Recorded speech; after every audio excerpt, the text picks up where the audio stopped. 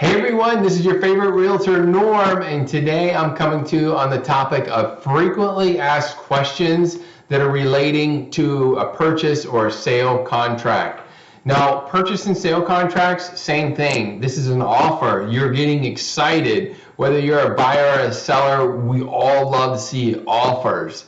So in this market, you might get some lowball offers. As a seller, when you're selling a home, it's best to think of any decision more of a business decision rather than an emotional one. Because lowball offers, they're just part of the environment. They still happen, unfortunately. It's, it kind of almost can be personal when someone's evaluating your property at a lower number than you think. And nobody really wants to get involved with that. However, again, if you can remove the emotion from it, you might be able to make a counter offer or take this offer and work it into something that does work for you. So the worst decision you could make would be to not respond, because there is something there. It's worth your time to respond. So I encourage you to do that versus getting upset and then don't engage.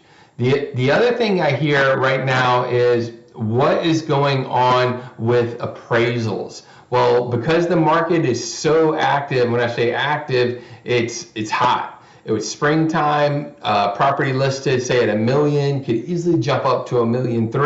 Appraiser comes in and doesn't see any comparable sales at that higher number, and then you might have a problem because there's a gap. And that gap sometimes comes back in the form of a lower valuation for the property based on the appraiser's opinion. Their opinion is subjective. It's just that. It's an opinion. However, the buyer is going to use that to leverage with you, the seller, and try to make up some of that difference. What do I mean by that?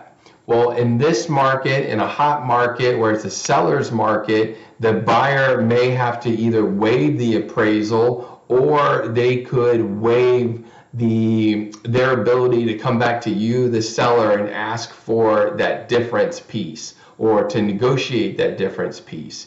And if you're a seller, that's fantastic because you've got an offer, you've got a contract, there are no contingencies, you're confident this is moving forward.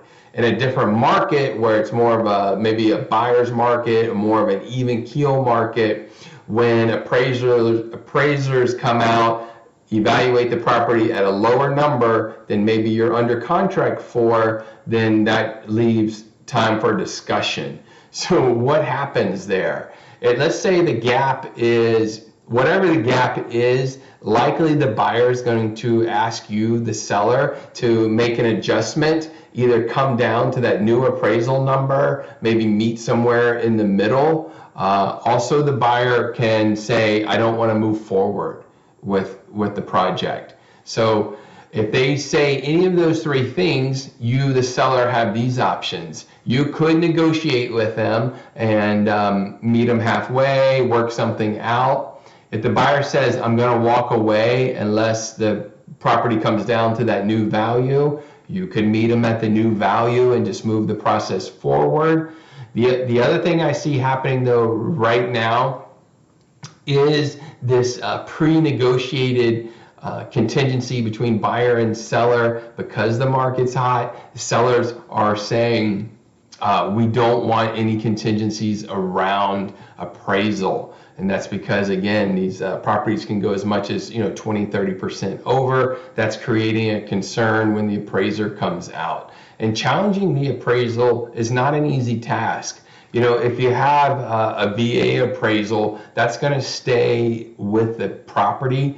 Veterans Administration loans, those types of appraisals, they stay attached to the property address. So just getting a new appraiser may not work in that scenario. You could hire a different appraiser if you're using a different type of loan, conventional, for example, but there's no guarantee that the other party is going to accept that new number as the new number, the new value, because now you have two values that are different. It's just going to muddy the waters. What you can do, again, it's just best to describe up front how you might react. And let's say this, if I'm your listing agent, we'll be talking about this before we get to this stage, because I want you to know what's coming down the road. If you're the buyer's agent, you're going to want to talk to the selling agent, the sellers, and ask them to adjust the price to be more in line with that appraisal. And depending on the market, you may or may not get the results that you're looking for. So the other thing I see is around purchase and sales contracts are those contingencies. So again, hot market, seller's market, there you might not see as many contingencies. A contingency is something that you write into the offer that gives you time or protection as a participant to do some due diligence. And the most common contingencies are the home inspection, appraisal, and financing contingencies. Because of the market, it could be any or all of those things.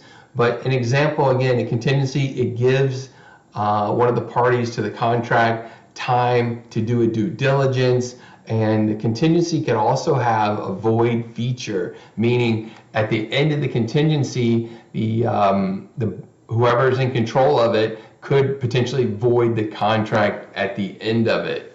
And so most of your contingencies I see, they last between, it could be 1 day, it could go up to 2 weeks, but there's a timeline for every contingency, and depending on the market, you might see 0 contingencies, or you might see 1, 2, 3, 4, or more. So again, the contingencies allow you to do something that you want and get the answers you want, and then you can have the confidence to either move forward or make another decision. But we talked about home inspection, financing. That's where you're verifying with your mortgage lender or your on your financing strategy. We talked about appraisal. Other things could be like a sale of home contingency. Maybe you're selling a home in another area and you need to buy a home here, but we need to put some language around that to protect you.